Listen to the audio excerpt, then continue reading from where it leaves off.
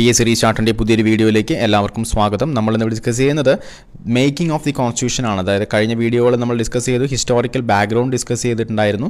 അതിനുശേഷം വരുന്ന ഏറ്റവും പ്രധാനപ്പെട്ട കേരള PSCക്ക് ഒരുപാട് തവണ ഒരുപാട് ചോദ്യങ്ങൾ ചോദിച്ചിട്ടുള്ള ഒരു മേഖലയാണ് മേക്കിംഗ് ഓഫ് ദി കോൺസ്റ്റിറ്റ്യൂഷനുമായി ബന്ധപ്പെട്ടിട്ടുള്ള ഒരുപാട് ചോദ്യങ്ങൾ. ഓക്കെ, അതിൽ പ്രധാനമായിട്ടും കോൺസ്റ്റിറ്റ്യൂവൻ്റ് അസംബ്ലിയും അതിൻ്റെ രൂപീകരണവും അതുപോലെ തന്നെ ആ കോൺസ്റ്റിറ്റ്യൂഷൻ അഥവാ ഇന്ത്യക്ക് സ്വന്തമായൊരു കോൺസ്റ്റിറ്റ്യൂഷൻ എന്നൊരു ഐഡിയ ആദ്യമായിട്ട് അവതരിപ്പിക്കുന്നത്, അതുമായി ബന്ധപ്പെട്ടിട്ടുള്ള കാര്യങ്ങൾ, അങ്ങനെയുള്ള ഒരുപാട് കാര്യങ്ങൾ അടങ്ങിയിട്ടുള്ള ഒരു ഭാഗമാണ് making of the constitution. Okay, അതിലാദ്യമായിട്ട് നമുക്ക് സ്റ്റാർട്ട് ചെയ്യുകയാണെങ്കിൽ demand for a constituent assembly അല്ലേ. നമുക്ക് ഫസ്റ്റായിട്ട് പറഞ്ഞു നമുക്കൊരു കോൺസ്റ്റിറ്റ്യൂഷൻ, ഇന്ത്യക്ക് സ്വന്തമായൊരു ഒരു കോൺസ്റ്റിറ്റ്യൂഷൻ വേണമെന്ന് ആ ഒരു ഡിമാൻഡ് ആദ്യമായിട്ട് കൊണ്ടുവരുന്നത്, ആ ഒരു ഡിമാൻഡ് ഉയർത്തിക്കൊണ്ടുവരുന്നത് ആദ്യമായിട്ട് അതിൽ it was in 1934 that the idea of constituent assembly for India was put forward for the first time by M.N. Roy. എന്താ പറയുന്നത്?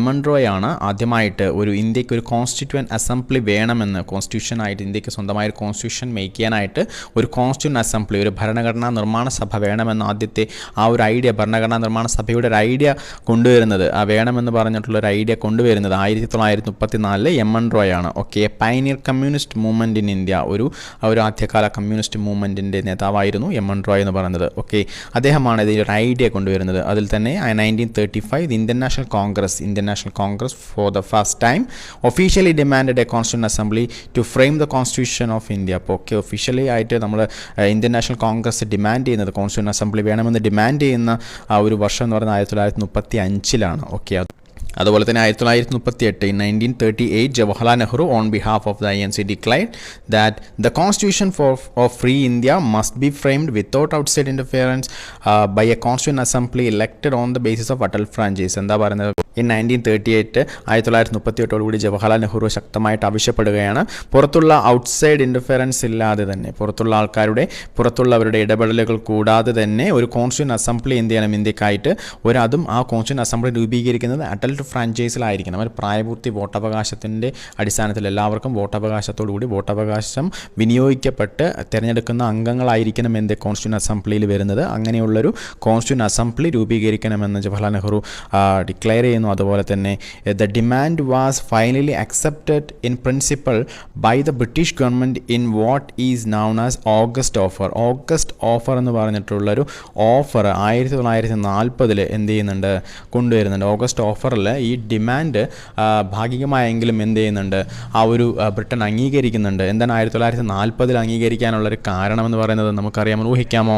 അന്ന് ആ സമയത്ത് വളരെയധികം ഒരു സെക്കൻഡ് വേൾഡ് വാർ കൊട്ടുംപിരി കൊണ്ടിരിക്കുന്ന ഒരു സമയമാണ് അല്ലേ. സെക്കൻഡ് വേൾഡ് വാറിൽ ബ്രിട്ടൻ്റെ ഒരു പരാജയമെല്ലാം ഏകദേശം ഉറപ്പായി നിൽക്കുന്ന ഒരു സമയമാണ് 1940. ഓക്കെ, അപ്പോൾ അതുമായി ബന്ധപ്പെട്ടിട്ട് ഇന്ത്യയുടെയും സപ്പോർട്ട് ആർക്ക് വേണം? ബ്രിട്ടൻ ആവശ്യമായിട്ടുള്ളൊരു സമയമായിരുന്നു. അതുകൊണ്ട് തന്നെ അവർ ഈ പറയുന്ന ഡിമാൻഡിന് ഭാഗികമായെങ്കിലും വഴങ്ങുകയാണ്. അതുമായി ബന്ധപ്പെട്ടിട്ട് 1940 അന്നത്തെ വൈസ്രോയ് ആയിട്ടുള്ള ലിൻലിത്ഗോ പ്രഭു എന്ത് ചെയ്യുന്നുണ്ട്, ഒരു ഓഗസ്റ്റ് ഓഫർ, ഇതെല്ലാം ഹിസ്റ്ററിയിൽ വരുന്ന ഭാഗങ്ങളാണ് എങ്കിൽ തന്നെ നമ്മളൊന്ന് ഓർത്തിരിക്കുക.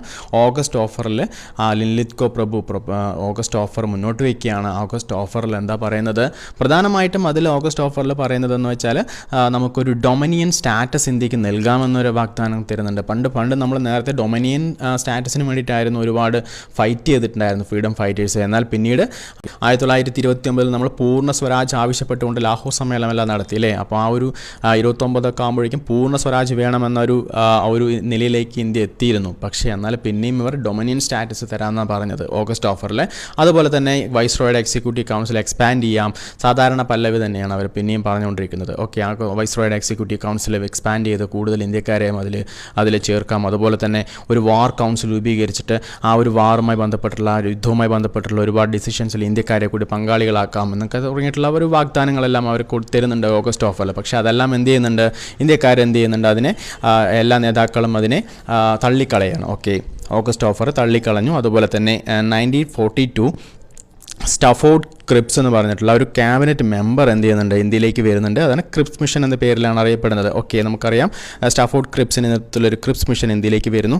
അതിലും ആ ക്രിപ്സ് മിഷനും ഇതേ ആഗസ്റ്റ് ഓഫറുമായി ബന്ധപ്പെട്ടുള്ള കാര്യങ്ങൾ തന്നെ മുന്നോട്ട് വെച്ചുകൊണ്ടാണ് ക്രിപ്സ് മിഷൻ വരുന്നത്. പക്ഷേ അതെല്ലാ പാർട്ടികളും, കോൺഗ്രസ് ആയിക്കോട്ടെ മുസ്ലിം ലീഗ് ആയിക്കോട്ടെ, ഒക്കെ തള്ളിക്കളയാണ്. എന്നാൽ മുസ്ലിം ലീഗ് ഇതുമായി ബന്ധപ്പെട്ടിട്ട് ആ ഒരു ക്രിപ്സ് മിഷനെ തള്ളി പറയുന്നത് മറ്റൊരു കാരണത്തിൻ്റെ പേരിലാണ്. പ്രധാനമായിട്ട് അവരുടെ ഒരു റീസൺ എന്ന് പറയുന്നത് മുസ്ലിം രാജ്യം, അതായത് അതായത് സെപ്പറേറ്റ് ആയിട്ടുള്ളൊരു ഡൊമിനിയൻ സ്ഥാപിക്കണം, സെപ്പറേറ്റ് ആയിട്ടുള്ളൊരു കോൺസ്റ്റിറ്റ്യൂന്റ് അസംബ്ലി അവർക്ക് വേണം എന്നിങ്ങനെ രീതിയിൽ അന്ന് മുസ്ലിം ലീഗ് എന്ത് ചെയ്യുന്നുണ്ട്, ഒരു ഡിമാൻഡൊക്കെ ഉയർത്തുന്നുണ്ട്. പക്ഷേ അത് ക്രിസ് മിഷൻ എന്ത് ചെയ്തു, അത് സാധ്യമല്ല എന്ന് പറയുകയാണ്. ഓക്കെ, അതിനുശേഷമാണ് പിന്നീട് എന്ത് വരുന്നത്, ക്യാബിനറ്റ് മിഷൻ വരുന്നത്. ആ ക്യാബിനറ്റ് മിഷനിൽ എന്താ പറയുന്നത്, പ്രധാനമായിട്ടും ആ ക്യാബിനറ്റ് മിഷനിൽ ഒരു കോൺസ്റ്റിറ്റ്യൂന്റ് അസംബ്ലി സ്ഥാപിക്കാമെന്ന ധാരണയിൽ രണ്ട് കൂട്ടരും എത്തുകയാണ്. അപ്പോൾ അതിനെല്ലാം രണ്ട് കൂട്ടരും മുസ്ലിം ലീഗ് ആണെങ്കിൽ അർദ്ധസമ്മർദ്ദം അതിന് അറിയിക്കുകയാണ്. അതുപോലെ തന്നെ ആ ഒരു ക്യാബിനറ്റ് മിഷൻ പ്ലാൻ വിജയിച്ചു. ക്യാബിനറ്റ് മിഷൻ്റെ അടിസ്ഥാനത്തിൽ പിന്നീട് എന്ത് വരുന്നത്, ആ ഒരു കോൺസ്റ്റിറ്റ്യൂന്റ് അസംബ്ലി രൂപീകരിക്കുന്നത്. ഓക്കെ, അപ്പോൾ ഇത്രയും കാര്യങ്ങളാണ് ഇതുമായി ബന്ധപ്പെട്ടിട്ട് പ്രധാനമായിട്ടുള്ള കാര്യങ്ങൾ. ഓക്കെ, അടുത്തതായിട്ട് കമ്പോസിഷൻ ഓഫ് ദ കോൺസ്റ്റിറ്റ്യൂന്റ് അസംബ്ലിയിലെ കോൺസ്റ്റിറ്റ്യൂന്റ് അസംബ്ലി രൂപീകരിക്കുന്നതുമായി ബന്ധപ്പെട്ടുള്ള കാര്യങ്ങളാണ് കമ്പോസിഷൻ ഓഫ് ദി കോൺസ്റ്റിറ്റ്യൂന്റ് അസംബ്ലിയിൽ പറയുന്നത്. The constituent assembly was constituted in November 1946 under the scheme formulated by the cabinet mission പ്ലാൻ്റെ അടിസ്ഥാനത്തിൽ 1946 എന്ത് ചെയ്യുന്നത്, കോൺസ്റ്റിറ്റ്യൂന്റ് അസംബ്ലി അഥവാ ഭരണഘടനാ നിർമ്മാണ സഭ രൂപീകരിക്കുന്നത്. അതുമായി ബന്ധപ്പെട്ടുള്ള ചില പ്രധാനപ്പെട്ട ഫീച്ചേഴ്സ് നോക്കിയാൽ അതിൽ ആദ്യത്തെ ഫീച്ചർ എന്ന് പറയുന്നത് the total strength of the constituent assembly was to be 389 of these 296 seats were to be allotted to British India and 93 seats to be princely states. എന്താ പറയുന്നത്, കോൺസ്റ്റിറ്റ്യൂന്റ് അസംബ്ലിയിലെ ആകെ അംഗസംഖ്യ എത്രയാക്കി നിജപ്പെടുത്തി, 389 ആക്കിയിട്ട് നിജപ്പെടുത്തി. ഓക്കെ, 389 കോൺസ്റ്റിറ്റ്യൂന്റ് അസംബ്ലി അഥവാ ഭരണഘടനാ നിർമ്മാണ സഭയിലെ ആകെ അംഗങ്ങളുടെ എണ്ണം എന്ന് പറയുന്നത്. അതിൽ 296 സീറ്റുകൾ ബ്രിട്ടീഷ് ഇന്ത്യയിലേക്കും, അതായത് ബ്രിട്ടൻ്റെ കൈവശമുള്ളതുണ്ട്, പ്രിൻസ്ലി സ്റ്റേറ്റ്സും ഉണ്ട്, അല്ലെ രാജഭരണം നിലനിൽക്കുന്നതുണ്ട്, ബ്രിട്ടൻ്റെ കൈവശമുള്ള ബ്രിട്ടീഷുകാർ നേരിട്ട് ഭരിക്കുന്ന പ്രദേശങ്ങളുണ്ട്. അപ്പോൾ ബ്രിട്ടീഷുകാർ നേരിട്ട് ഭരിക്കുന്ന ബ്രിട്ടീഷ് ഇന്ത്യയിൽ 296 സീറ്റുകളും അതുപോലെ തന്നെ പ്രിൻസ്ലി സ്റ്റേറ്റ്സ് അതായത് രാജഭരണം ഉള്ള നാട്ടുരാജ്യങ്ങളിൽ നിന്നിട്ടുള്ള അംഗങ്ങൾ എത്ര, 93 സീറ്റ്സുമാണ്. ഓക്കെ, അപ്പോൾ അങ്ങനെ ടോട്ടൽ ഈ 389 സീറ്റാണ് എന്ത് ചെയ്യുന്നത്, ടോട്ടൽ സ്ട്രെങ്ത് ആയിട്ട് കോൺസ്റ്റിറ്റ്യൂന്റ് അസംബ്ലിയിൽ വരുന്നത്. അതിൽ 296 സീറ്റ്സ് അലോട്ടഡ് ബ്രിട്ടീഷ് ഇന്ത്യ എന്ന് നമ്മൾ പറഞ്ഞു. അതിൽ 292 മെമ്പേഴ്സ് വേർ ടു ബി, ആ 296 ബ്രിട്ടീഷ് ഇന്ത്യയിൽ അലോട്ട് ചെയ്യുന്നതിൽ 292 members were to be drawn from 11 governors provinces ആണ്. ഓക്കെ, ഏതെല്ലാമാണ് ആ 11 ഗവർണേഴ്സ് പ്രൊവിൻസ് എന്ന് പറയുന്നത്, ആ 11 ഗവർണേഴ്സ് പ്രൊവിൻസ് എന്ന് പറയുന്നത് അതിൽ പ്രധാനമായിട്ടും വരുന്നത് ഏതൊക്കെയാണ്, Madras, Bombay, UP, Bihar, central provinces, Orissa, Punjab, NWFP north west frontier province എന്നറിയപ്പെടുന്ന NWFP, സിന്ധ്, ബംഗാൾ ആൻഡ് അസം ആണ് ആ 11 ഗവർണേഴ്സ് പ്രൊവിൻസ് എന്ന് പറയുന്നത്. ഓക്കെ, ഇവിടെ എല്ലാം ഗവർണേഴ്സാണ് ഭരിക്കുന്നത്. അപ്പോൾ അത് കൃത്യമായിട്ട് ഓർത്തിരിക്കുക. ഓക്കെ, അടുത്തതായിട്ട് 4 ചീഫ് കമ്മീഷണേഴ്സ് പ്രൊവിൻസ് എന്ന് പറയുന്നുണ്ട് അല്ലേ. അതിൽ 292 മെമ്പേഴ്സ് ഗവർണേഴ്സ് പ്രൊവിൻസിൽ നിന്നും അതുപോലെ തന്നെ ചീഫ് കമ്മീഷണേഴ്സ് പ്രൊവിൻസിൽ നിന്നിട്ട് എത്ര മെമ്പേഴ്സാണ്, ബാക്കിയുള്ള 296 ബാക്കി 4 മെമ്പേഴ്സ് എവിടെ നിന്നിട്ടാണ്, ആ പറയുന്ന ചീഫ് കമ്മീഷണേഴ്സ് പ്രൊവിൻസിൽ നിന്നിട്ടാണ്. ചീഫ് കമ്മീഷണേഴ്സ് പ്രൊവിൻസ് ഏതൊക്കെയാണ്, ഡൽഹി, അതുപോലെ തന്നെ അജ്മീർ, മെർവാര, അതുപോലെ തന്നെ കൂർഗ് ആൻഡ് ബ്രിട്ടീഷ് ബലൂചിസ്ഥാൻ തുടങ്ങിയിട്ടുള്ള പ്രൊവിൻസുകളാണ് ചീഫ് കമ്മീഷണേഴ്സ് പ്രൊവിൻസ് എന്നറിയപ്പെടുന്നത്. അത്തരം ആ പ്രൊവിൻസിൽ നിന്നിട്ട് ബാക്കിയുള്ള മെമ്പേഴ്സ്, ഓക്കെ 4 മെമ്പേഴ്സ് ഈ പറയുന്ന ചീഫ് കമ്മീഷണേഴ്സ് പ്രൊവിൻസിൽ നിന്നും അതുപോലെ തന്നെ 292 മെമ്പേഴ്സ് എവിടെ നിന്നാണ്, ഗവർണേഴ്സ് പ്രൊവിൻസിൽ നിന്നിട്ടും എന്ത് ചെയ്യുന്നുണ്ട്, ഈ തിരഞ്ഞെടുക്കപ്പെടുന്നുണ്ട്. അതുപോലെ തന്നെ അടുത്ത പ്രധാനപ്പെട്ട ഫീച്ചർ എന്ന് പറയുന്നത് each province and princely States, a group of states in case of small states ആണ് princely states എന്ന് പറയുന്നത്, where to be allotted as seats in proportion to their respective population.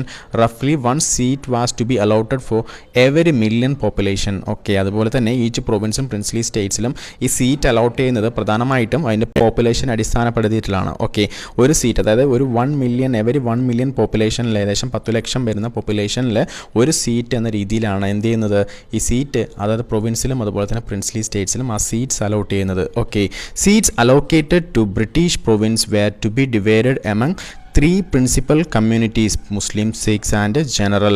Okay, പ്രധാനമായിട്ടും ബ്രിട്ടീഷ് പ്രൊവിൻസുകളിൽ seat allocate ചെയ്യുന്നത് 3 കമ്മ്യൂണിറ്റീസാണ് പ്രധാനമായിട്ടും ഉള്ളത്. അതിൽ Muslim, Sikhs and general. Okay, Muslim, Sikhs എന്ന് ജനറൽ എന്ന് പറയുന്നത് ഈ മുസ്ലിമും സിഖ്സും കൂടാതെയുള്ള മറ്റെല്ലാ കമ്മ്യൂണിറ്റീസിനെയും എന്ത് ചെയ്യുന്നുണ്ട്, ഈ ജനറൽ വരുന്നുണ്ട്. ഓക്കെ, അതുപോലെ തന്നെ ഹിന്ദു വരുന്നുണ്ട്, പാഴ്സി, മറ്റു എല്ലാ കമ്മ്യൂണിറ്റീസും എല്ലാം കൂടിയിട്ട് വരുന്നതാണ് ജനറൽ വരുന്നത് in proportion to their population. Okay, ആ പോപ്പുലേഷൻ്റെ അടിസ്ഥാനത്തിൽ ഈ പറയുന്ന 3 കമ്മ്യൂണിറ്റീസ് കമ്മ്യൂണിറ്റീസിൽ നിന്നിട്ടുള്ള ആൾക്കാരെയാണ് എന്ത് ചെയ്യുന്നത്, ഈ പറയുന്ന സീറ്റ്സ് അവർക്ക് വേണ്ടിയിട്ടുള്ള സീറ്റ്സാണ് അലോക്കേറ്റ് ചെയ്തിട്ടുള്ളത്.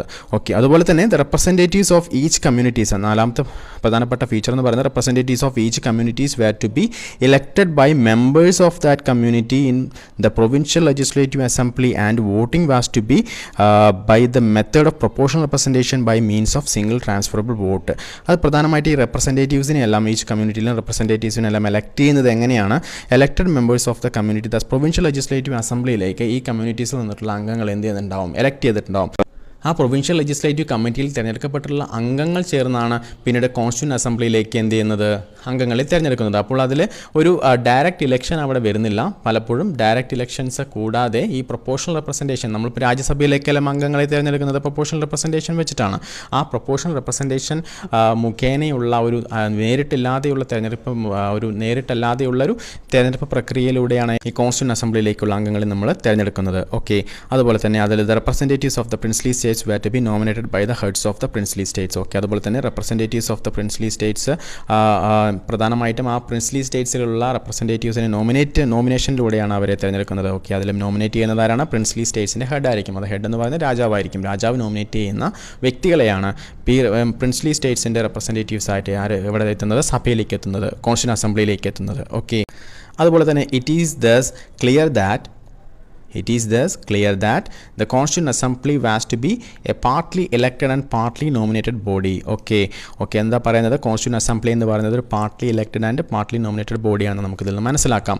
ഓക്കെ, കോൺസ്റ്റിറ്റ്യൂന്റ് അസംബ്ലിയുമായിട്ട് ബന്ധപ്പെട്ടുള്ളത് താഴെ തന്നിരിക്കുന്നതിൽ ശരിയേത് തെറ്റേത് തുടങ്ങിയിട്ടുള്ള പ്രസ്താവന രീതിയിലുള്ള ചോദ്യങ്ങളെല്ലാം ചോദിച്ചാൽ ഏറ്റവും കൂടുതൽ ചാൻസ് ഉള്ളതുണ്ട് ചോദ്യങ്ങളാണ്. അപ്പോൾ അത്തരം ചോദ്യങ്ങൾ ചോദിച്ചാൽ അതിലൊരു പ്രസ്താവന ഇങ്ങനെ വരാം, constituent assembly was to be a partly elected and a partly nominated body എന്ന് ഒരു പ്രസ്താവന തന്നിട്ട് അത് ശരിയാണോ തെറ്റാണെന്ന് ചോദിച്ചാൽ അത് തീർച്ചയായിട്ടും അത് ശരിയാണ്. Okay, constituent assembly was to be a partly elected and partly nominated body. Okay, എല്ലാ ഫുള്ളി ഇലക്റ്റഡ് ആയിട്ടുള്ളൊരു അഡൽട്ട് ഫ്രാഞ്ചൈസ് തീരെയല്ല, അഡൽട്ട് ഫ്രാഞ്ചൈസിലൂടെ എല്ലാ കോൺസ്റ്റിറ്റ്യൂന്റ് അസംബ്ലി തിരഞ്ഞെടുത്തത്. പക്ഷേ ജവഹർലാൽ നെഹ്റു ആവശ്യപ്പെട്ടത് അഡൽട്ട് ഫ്രാഞ്ചൈസിൽ തിരഞ്ഞെടുക്കണമെന്നായിരുന്നെങ്കിൽ തന്നെയും അഡൽട്ട് ഫ്രാഞ്ചൈസ് ഉപയോഗിച്ചുകൊണ്ടല്ല, അതായത് പൂർണ്ണ വോട്ടവകാശം, പ്രായപൂർത്തി വോട്ടവകാശം വെച്ചല്ല കോൺസ്റ്റിറ്റ്യൂന്റ് അസംബ്ലിയിലെ അംഗങ്ങളെ തിരഞ്ഞെടുക്കുന്നത് കൃത്യമായിട്ട് ഓർത്തിരിക്കുക. ഓക്കെ, അതുപോലെ തന്നെ പ്രൊപ്പോർഷണൽ റെപ്രസെൻറ്റേറ്റീവ് ഒരു സിസ്റ്റം ഉപയോഗിച്ചാണ് ഇപ്പോൾ നമ്മൾ രാജ്യസഭയിലേക്കെല്ലാം തിരഞ്ഞെടുക്കുന്ന അംഗങ്ങളെ തിരഞ്ഞെടുക്കുന്ന പോലുള്ള ഒരു പ്രൊപ്പോർഷണൽ റെപ്രസെൻറ്റേറ്റീവ് എലക്ഷൻ വെച്ചിട്ടാണ് ഒരു സിംഗിൾ ട്രാൻസ്ഫറബിൾ വോട്ട് എന്ന രീതിയിലുള്ള ഒരു പ്രൊപ്പോർഷണൽ റെപ്രസെൻറ്റേറ്റീവ് ഒരു തിരഞ്ഞെടുപ്പ് രീതി വെച്ചാണ് നമ്മൾ എന്ത് ചെയ്യുന്നത്, ഈ പറയുന്ന കോൺസ്റ്റിറ്റ്യൂന്റ് അസംബ്ലിയിലേക്ക് അംഗങ്ങളെ തിരഞ്ഞെടുത്തത്. അതുപോലെ തന്നെ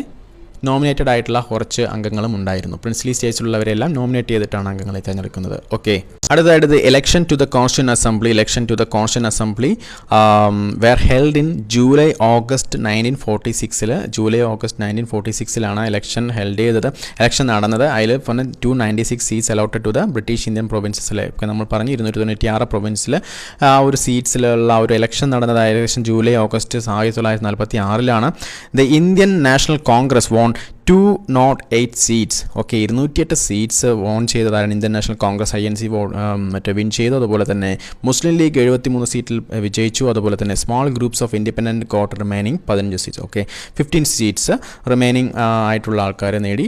അതുപോലെ തന്നെ however the 93 seats allotted the princely states were not filled as they decided to stay away from the constituent assembly. പ്രധാനമായിട്ട് എന്താ പറയുന്നത്, ആ 93 സീറ്റ്സ് ആർക്ക് അലോട്ട് ചെയ്തിട്ടുണ്ട്, പ്രിൻസ്ലി സ്റ്റേറ്റ്സിന് വേണ്ടിയിട്ട് അലോട്ട് ചെയ്തിട്ടുള്ള സീറ്റ്സിലേക്ക് ആ നാട്ടുരാജ്യങ്ങൾക്കൊന്നും തന്നെ ആ കോൺസ്റ്റിറ്റ്യൂന്റ് അസംബ്ലിയുടെ ഭാഗമാകാൻ താല്പര്യമില്ലാത്തത് കൊണ്ട് തന്നെ അവരാരും ആ ഒരു അംഗങ്ങൾ നോമിനേറ്റ് ചെയ്തിട്ടുണ്ടായിരുന്നില്ല. ഓക്കെ, ആ സീറ്റ് 93 സീറ്റുകളും ആ ഒരു ഫില്ല് ചെയ്യപ്പെടാതെ തന്നെ കിടന്നു. ഓക്കെ, അതുപോലെ തന്നെ although the constituent assembly was not directly elected by the people of India on the basis of adult franchise, the assembly comprised representatives of all sections of the Indian society, Hindus, Muslims, അതുപോലെ തന്നെ Sikhs, Parsis, Anglo-Indians, Indian Christians, SC, STs, including women of all these sections. Okay, എല്ലാ ഈ പറയുന്ന ഒരു adult franchise പ്രായപൂർത്തി വോട്ടവകാശം ഉപയോഗിച്ച് ഒരു തെരഞ്ഞെടുപ്പ് നടന്നില്ലെങ്കിൽ തന്നെയും അസംബ്ലിയിലേക്ക് ഒരുപാട് ഇന്ത്യൻ സൊസൈറ്റിയിലെ എല്ലാ നാനാവിധത്തിലുള്ള എല്ലാ കമ്മ്യൂണിറ്റീസും ഇതിൻ്റെ ഭാഗമായിരുന്നു, കോൺസ്റ്റിറ്റ്യൂന്റ് അസംബ്ലിയുടെ ഭാഗമായിരുന്നു എന്ന കാര്യം ഓർത്തിരിക്കുക. ഹിന്ദുസ്, മുസ്ലിംസ്, സിഖ്സ്, പാഴ്സീസ്, അതുപോലെ തന്നെ Anglo Indians, Indian Christians, SC, STs, അതുപോലെ ഇൻക്ലൂഡിങ് വുമൻസ് അടക്കം. ഓക്കെ, അതുപോലെ തന്നെ the assembly included all important personalities of India at the time with exception of Mahatma Gandhi. ഇതിൽ പ്രധാനപ്പെട്ട മറ്റൊരു പോയിന്റ് എന്ന് പറയുന്നത് അന്ന് അസംബ്ലിയിൽ ഇമ്പോർട്ടൻ്റ് ആയിട്ടുള്ള, അന്ന് ഇന്ത്യയിൽ ഇമ്പോർട്ടൻ്റ് ആയിട്ടുള്ള എല്ലാ പേഴ്സണാലിറ്റീസും, എല്ലാ വ്യക്തികളും, ഇമ്പോർട്ടൻ്റ് ആയിട്ടുള്ള അതിപ്രാധാന്യമുള്ള എല്ലാ നേതാക്കളും വ്യക്തികളും അന്ന് കോൺസ്റ്റിറ്റ്യൂഷൻ അസംബ്ലിയുടെ ഭാഗമായിരുന്നു. എന്നാൽ ആരൊഴിച്ച് ഏറ്റവും പ്രധാനപ്പെട്ട ഒരു വ്യക്തിയായിരുന്ന മഹാത്മാഗാന്ധി ഒഴിച്ച് ബാക്കി എല്ലാവരും എന്ത് ചെയ്യുന്നുണ്ടായിരുന്നു? മഹാത്മാഗാന്ധി ഒരിക്കലും കോൺസ്റ്റിറ്റ്യൂഷൻ അസംബ്ലിയുടെ ഭാഗമായിരുന്നില്ല എന്ന കാര്യം കൃത്യമായിട്ട് ഓർത്തിരിക്കുക. ഓക്കെ, അടുത്തതായിട്ട് the working of the constitution assembly. Okay, the working of the constitution assembly. The constitution assembly held it's first meeting on December 9, 1946. എന്താണ്? 1946 കോൺസ്റ്റിറ്റ്യൂഷൻ അസംബ്ലിയുടെ ഭരണഘടനാ നിർമ്മാണ സഭയുടെ ആദ്യത്തെ മീറ്റിംഗ്, ആദ്യത്തെ സെഷൻ ആരംഭിക്കുന്നത്. അതിൽ ആദ്യമായിട്ട് the Muslim League boycotted the meeting and instead of a separate state of Pakistan, ഒരു സെപ്പറേറ്റ് സ്റ്റേറ്റ് പാകിസ്ഥാൻ, ഒരു സെപ്പറേറ്റ് എന്ന പാകിസ്ഥാൻ എന്ന സെപ്പറേറ്റ് സ്റ്റേറ്റ് ആവശ്യപ്പെട്ടുകൊണ്ട് മുസ്ലിം ലീഗ് എന്ത് ചെയ്യുന്നു? ഈ പറയുന്ന കോൺസ്റ്റിറ്റ്യൂഷൻ അസംബ്ലിയുടെ ബഹിഷ്കരിക്കുകയാണ്. ഓക്കെ, ആദ്യത്തെ മീറ്റിംഗ് ബഹിഷ്കരിക്കുന്നുണ്ട്. അതുപോലെ തന്നെ the meeting was thus attended by only 211 members. Dr. Sachidananda Sinha, the oldest member, was elected temporary president of the assembly following French practice. Okay, ആദ്യത്തെ മീറ്റിങ്ങിൽ അറ്റൻഡ് ചെയ്തിട്ടുള്ള ആകെ മെമ്പേഴ്സ് എന്ന് പറയുന്നത് 211 മെമ്പേഴ്സാണ്. ഡോക്ടർ സച്ചിദാനന്ദ സിൻഹയാണ് താൽക്കാലിക പ്രസിഡൻ്റായിട്ട് സച്ചിദാനന്ദ സിൻഹയെ തിരഞ്ഞെടുക്കുന്നു. ഓക്കെ, December 9, 1946 ചേർന്ന ആദ്യത്തെ മീറ്റിങ്ങിൽ താൽക്കാലിക പ്രസിഡൻ്റായിട്ട് സച്ചിദാനന്ദ സിൻഹയെ തിരഞ്ഞെടുക്കുന്നു. Okay, oldest member of the ആ ഒരു അസംബ്ലിയിൽ തന്നെ ഏറ്റവും പ്രായം കൂടിയ മെമ്പറാണ് സച്ചിദാനന്ദ സിൻഹ. അതുപോലെ തന്നെ ഫ്രാൻസിലാണ് ഇതുമായി ബന്ധപ്പെട്ടുള്ള ആ ഒരു ഏറ്റവും സീനിയർ ആയിട്ടുള്ള ഒരാളെ അതിൻ്റെ പ്രസിഡൻ്റ് ആക്കുന്ന ഒരു സംവിധാനം, ആ സിസ്റ്റം നിലനിന്നിരുന്നത് ഫ്രാൻസിലായിരുന്നു. ആ സിസ്റ്റം ഫോളോ ചെയ്തുകൊണ്ട് എന്ത് ചെയ്യുന്നുണ്ട്? ആ ഒരു സച്ചിദാനന്ദ സിൻഹയെ അന്നത്തെ ഒരു പ്രസിഡൻ്റായിട്ട്, താൽക്കാലിക പ്രസിഡൻ്റായിട്ട് എന്ത് ചെയ്യുന്നുണ്ട്? അന്ന് ആ മീറ്റിങ്ങിൽ അപ്പോയിൻറ്റ് ചെയ്യുന്നുണ്ട്. ഓക്കെ, അതിനുശേഷം later doctor Rajendra Prasad was elected as the president of the assembly. Okay, അതിനുശേഷം ഡോക്ടർ രാജേന്ദ്ര പ്രസാദിനെ പ്രസിഡന്റ് ഓഫ് ദി അസംബ്ലി ആയിട്ട്, അസംബ്ലിയിലെ പ്രസിഡൻ്റായിട്ട്, ആ ഒരു കോൺസ്റ്റിറ്റ്യൂഷൻ അസംബ്ലിയിലെ പ്രസിഡൻ്റായിട്ട് ഡോക്ടർ രാജേന്ദ്ര പ്രസാദിനെ തിരഞ്ഞെടുക്കുന്നു. ഓക്കെ, അതുപോലെ തന്നെ similarly both HC Mukherjee and VT Krishnamachari were elected as the vice president of the assembly. എന്താണ്?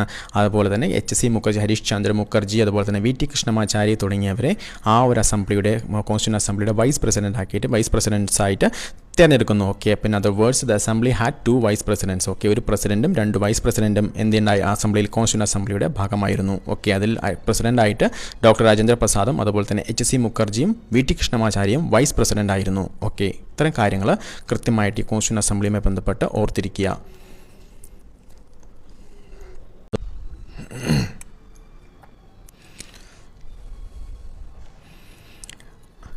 അടുത്തത് കോൺസ്റ്റിറ്റ്യൂഷൻ അസംബ്ലി. അടുത്തതായി കോൺസ്റ്റിറ്റ്യൂഷൻ അസംബ്ലിയുമായി ബന്ധപ്പെട്ട് മറ്റൊരു പ്രധാനപ്പെട്ട സംഭവമാണ് ഒബ്ജക്റ്റീവ് റെസൊല്യൂഷൻ. എന്താണ് ഒബ്ജക്റ്റീവ് റെസൊല്യൂഷൻ? ലക്ഷ്യപ്രമേയം. നമ്മൾ കേട്ടിട്ടുണ്ട്, ചരിത്രം, അതായത് ഹിസ്റ്ററി പഠിക്കുമ്പോൾ കൃത്യമായിട്ട് നമ്മൾ കേട്ടിട്ടുണ്ടായിരിക്കും. ഒബ്ജക്റ്റീവ് റെസൊല്യൂഷൻ ആ കോൺസ്റ്റിറ്റ്യൂഷൻ അസംബ്ലിയിൽ ആദ്യമായി അവതരിപ്പിക്കുന്നതാരാണ്? ജവഹർലാൽ നെഹ്റു ആണ്. Okay, Jawaharlal Nehru 1946 December 13 objective resolution എന്ത് ചെയ്യുന്നത്? സഭയിൽ അവതരിപ്പിക്കുന്നത്, കോൺസ്റ്റിറ്റ്യൂഷൻ അസംബ്ലിയിൽ അവതരിപ്പിക്കുന്നത്. ഈ ഒബ്ജക്റ്റീവ് റെസൊല്യൂഷൻ അഥവാ ലക്ഷ്യപ്രമേയം എന്ന് പറയുന്നത് ആ ഒരു പേര് പോലെ തന്നെ ഒരു ലക്ഷ്യം എന്താണ്? കോൺസ്റ്റിറ്റ്യൂഷൻ അസംബ്ലി, അഥവാ കോൺസ്റ്റിറ്റ്യൂഷൻ അസംബ്ലിയുടെ പ്രധാനപ്പെട്ട ലക്ഷ്യം എന്താണ്? അതിൽ പ്രധാനമായിട്ടും ഇന്ത്യക്കായിട്ടൊരു കോൺസ്റ്റിറ്റ്യൂഷൻ അഥവാ ഭരണഘടന രൂപീകരിക്കുക എന്നുള്ളതാണ്. അപ്പോൾ ഇന്ത്യക്ക് ഇനി കാലാകാലങ്ങളോളം ഇന്ത്യയുടെ ഭരണ സംവിധാനത്തെ കൊണ്ടുപോകത്തക്ക രീതിയിലുള്ളൊരു ആ ഒരു ഭരണം നിയന്ത്രിക്കുന്ന രീതിയിലുള്ളൊരു സംവിധാനമാണ് ഭരണഘടന എന്ന് പറയുന്നത്. അപ്പോൾ അത്തരം സംവിധാനം നിയമിക്കുക, ആ ഭരണഘടന നിർമ്മിക്കുമ്പോൾ അപ്പോൾ ഒരുപാട് കാര്യങ്ങൾ നമ്മൾ ശ്രദ്ധിക്കേണ്ടതായിട്ടുണ്ട്. ഇന്ത്യ അന്നൊരു ജിയോഗ്രഫിക്കലി നോക്കിയാൽ ഒരു വൈവിധ്യങ്ങളുടെ നാടാണ് ഇന്ത്യ. ഒരുപാട് മതങ്ങൾ, അതുപോലെ തന്നെ സംസ്കാരങ്ങളെല്ലാം അടങ്ങിയിട്ടുള്ളൊരു രാജ്യമായതുകൊണ്ട് തന്നെ ആ സംസ്കാരത്തെ എല്ലാം ഉൾക്കൊള്ളുന്ന തരത്തിലുള്ളൊരു ഇൻക്ലൂസീവായിട്ടുള്ളൊരു ഭരണഘടനയായിരിക്കണം ഇന്ത്യക്ക് വേണ്ടത്. അതുപോലെ തന്നെ എന്തെല്ലാമാണ് അതിൽ ഉൾക്കൊള്ളേണ്ടത്, ഏതൊക്കെ ലക്ഷ്യങ്ങളെ അടിസ്ഥാനപ്പെടുത്തിയിട്ടാണ് നമ്മൾ ആ ഭരണഘടനയെ നിർമ്മിക്കേണ്ടത് തുടങ്ങിയിട്ടുള്ള കാര്യങ്ങളെല്ലാം അടങ്ങിയിട്ടുള്ള വ്യക്തവും ശക്തവുമായിട്ടുള്ള ചില നിർദ്ദേശങ്ങൾ അടങ്ങിയിട്ടുള്ളൊരു പ്രമേയമാണ് ഒബ്ജക്റ്റീവ് റെസൊല്യൂഷൻ എന്ന് പറയുന്നത്. ഓക്കെ, ലക്ഷ്യപ്രമേയം എന്ന് പറയുന്നത്. ഈ ഒബ്ജക്റ്റീവ് റെസൊല്യൂഷൻ്റെ ഒരുപാട് ഭാഗങ്ങളെല്ലാം ഉൾക്കൊള്ളിച്ചുകൊണ്ടാണ് പിന്നീട് പ്രിയാമ്പിൾ അഥവാ ആമുഖം രൂപപ്പെടുത്തിയത്. ഓക്കെ, ഇന്ത്യൻ ഭരണഘടനയുടെ ആമുഖം രൂപപ്പെട്ടത് ഈ ഒബ്ജക്റ്റീവ് റെസൊല്യൂഷൻ്റെ ഒരുപാട് ഭാഗങ്ങളെ കടമെടുത്തുകൊണ്ടാണ്. ഒബ്ജക്റ്റീവ് റെസൊല്യൂഷൻ തന്നെയാണ് ഒരു വിധത്തിൽ ആമുഖം എന്നറിയപ്പെടുന്നത്. ഓക്കെ, ഇതിൽ ഒരുപാട് കാര്യങ്ങൾ ആമുഖത്തിലും നമ്മൾ കൃത്യമായിട്ട് നമുക്ക് കാണാൻ കഴിയും. ഇനി എന്താണ് ഒബ്ജക്റ്റീവ് റെസൊല്യൂഷൻസിൽ പറയുന്നതെന്ന കാര്യങ്ങൾ ഒരുപാട് പോയിൻറ്റ്സുകളാക്കിയിട്ട് ഇവിടെ കൊടുത്തിട്ടുണ്ട്. അത്തരം പോയിൻറ്റ്സുകളെല്ലാം നമ്മളെല്ലാം ഒന്ന് വായിച്ചിരിക്കാം. ഓക്കെ, അതുമായി ബന്ധപ്പെട്ട എല്ലാ പോയിൻറ്റ്സുകളും ഒന്ന് വായിച്ചിരുന്നാൽ മതി. അത് കൂടുതലായിട്ട് അതെല്ലാം പറഞ്ഞ് ക്ലിയർ ചെയ്യാനായിട്ടുള്ള ടൈം നമുക്കില്ല. ഒരുപാട് ടോപ്പിക്സ് നമുക്ക് കവർ ചെയ്യേണ്ടതായിട്ടുണ്ട്. അപ്പോൾ അതെല്ലാം ഈ പറയുന്ന ഒബ്ജക്റ്റീവ് റെസൊല്യൂഷൻ എന്താണെന്ന് കൃത്യമായിട്ടൊന്ന് വായിച്ചിരിക്കുക. അതുപോലെ തന്നെ this resolution was unanimously adopted. Okay, നമുക്ക് പ്രധാനമായിട്ടും മറ്റൊരു ഡേറ്റും വർഷവും നമ്മൾ കൃത്യമായിട്ട് ഓർത്തിരിക്കുക. This resolution was unanimously adopted by the assembly on January 22, 1947. 1947 ജനുവരി 22 എന്ത് ചെയ്യുന്നുണ്ട്, ഐക്യകണ്ഠേന എന്ത് ചെയ്യുന്നുണ്ട്, ഈ റെസൊല്യൂഷൻ, ഈ പ്രമേയത്തെ അഡോപ്റ്റ് ചെയ്യുന്നുണ്ട്, അസംബ്ലി അഡോപ്റ്റ് ചെയ്യുന്നുണ്ട്. ഓക്കെ, അതുപോലെ തന്നെ it influenced the eventual shaping of the constitution through all the it's subjects and stages. It's modified version forms of preamble in the present constitution. ഇതിൽ പ്രധാനപ്പെട്ടത് ഈ പറയുന്ന ഒബ്ജക്റ്റീവ് റെസൊല്യൂഷൻ്റെ മോഡിഫൈഡ് വേർഷനാണ് ഏത് പറയുന്നത്, പ്രിയാമ്പിൾ എന്ന് പറയുന്നത്. ഓക്കെ, അതുപോലെ തന്നെ ഈ പറയുന്ന ഒബ്ജക്റ്റീവ് റെസൊല്യൂഷൻ്റെ ഒരുപാട് കാര്യങ്ങൾ ഏതുമായി ബന്ധപ്പെട്ടുള്ള അതിൻ്റെ മേക്കിങ്ങുമായി ബന്ധപ്പെട്ടിട്ടുള്ള ഒരുപാട് സ്റ്റേജസിൽ എന്ത് ചെയ്യുന്നുണ്ട്, ഇൻഫ്ലുവൻസ് ചെയ്തിട്ടുണ്ട്. ഓക്കെ, അടുത്തതായിട്ട് changes by the independence act. നമ്മൾ പറഞ്ഞു, ഇൻഡിപെൻഡൻസ് ആക്ട് നമ്മൾ പഠിച്ചു. ഇൻഡിപെൻഡൻസ് ആക്ടുമായി ബന്ധപ്പെട്ടിട്ടുള്ള ഒരുപാട് ഇൻഡിപെൻഡൻസ് ആക്ട് നിലയിൽ വന്നതിന് ശേഷം ഈ പറയുന്ന കോൺസ്റ്റിറ്റ്യൂഷൻ അസംബ്ലിയിൽ ഒരുപാട് ചേഞ്ചസുകൾ വന്നിട്ടുണ്ട്. അത്തരം ചേഞ്ചസിനെ കുറിച്ചിട്ടാണ് നമ്മൾ പ്രധാനമായിട്ട് നോക്കുന്നത്. അതിൽ പ്രധാനമായിട്ടും വരുന്നത് the representatives of the princely states who had stayed away from the constitution assembly gradually join to it. അതുപോലെ തന്നെ പ്രിൻസ്ലി സ്റ്റേറ്റ്സ് നമ്മൾ പറഞ്ഞു 93 സീറ്റ്സ് പ്രിൻസ്ലി സ്റ്റേറ്റ്സിന് അലോട്ട് ചെയ്തിട്ടുണ്ടെങ്കിലും ഒരുപാട് പ്രിൻസ്ലി സ്റ്റേറ്റ്സ് അതിലൊന്നും ഭാഗമാകാതെ മാറി നിന്ന പ്രിൻസ്ലി സ്റ്റേറ്റ്സ് എല്ലാം പിന്നീട് ഗ്രാജുവലായിട്ട് ചെയ്യുന്നുണ്ട്, ഓരോരുത്തരായിട്ട് ജോയിൻ ചെയ്യുന്നുണ്ട്. ഓൺ ഏപ്രിൽ 28 കൂടിയിട്ട് April 28, 1947 representatives of the 6 States, okay, ഒരു 6 സ്റ്റേറ്റ്സിലെ റെപ്രസെൻറ്റേറ്റീവ്സ് എന്ത് ചെയ്യുന്നുണ്ട്, ഈ പറയുന്ന അസംബ്ലിയിൽ ജോയിൻ ചെയ്യുന്നുണ്ട്.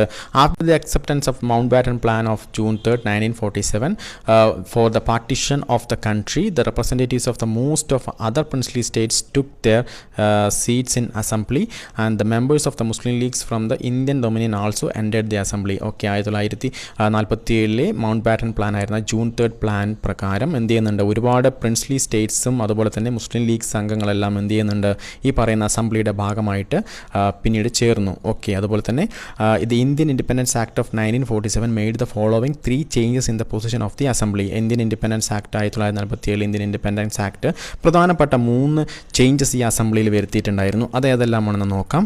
അതിൽ പ്രധാനമായിട്ടും ആദ്യത്തെ ചേഞ്ച് എന്ന് പറയുന്നത് the assembly was made fully sovereign body which could frame any constitution in it pleased. Okay, the act empowered the assembly to abrogate or alter any law made by the British Parliament in relation to India. Okay, എന്താ പറയുന്നത്, ആദ്യത്തെ change, പ്രധാനപ്പെട്ട change എന്ന് പറയുന്നത് assembly എന്ന് പറയുന്നത്, assembly ഒരു fully sovereign body ആയിട്ട് മാറുന്നു. Okay, assembly fully sovereign body ആയിട്ട് ഒരു പരമാധികാരമായിട്ടുള്ളൊരു ബോഡി ആയിട്ട്, കോൺസ്റ്റിറ്റ്യൂഷണൽ ലെജിസ്ലേച്ചർ ബോഡി ആയിട്ട് എന്ത് ചെയ്യുന്ന അസംബ്ലി മാറുന്നുണ്ട്.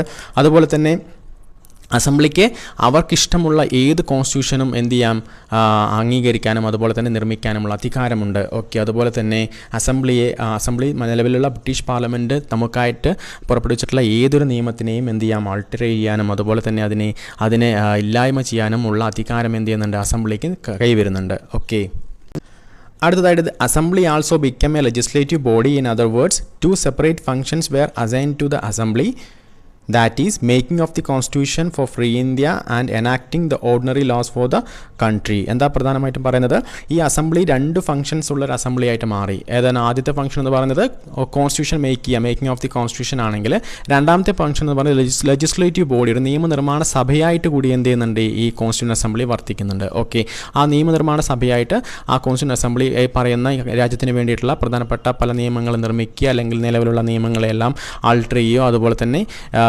ഇല്ലായ്മ ചെയ്യുകയോ ചെയ്യുന്ന രീതിയിലുള്ള ഒരു അധികാരം എന്ത് ചെയ്യുന്നുണ്ട്, ഈ പറയുന്ന അസംബ്ലിക്ക്, കോൺസ്റ്റിറ്റ്യൂഷൻ അസംബ്ലിക്ക് ലഭിക്കുന്നുണ്ട്.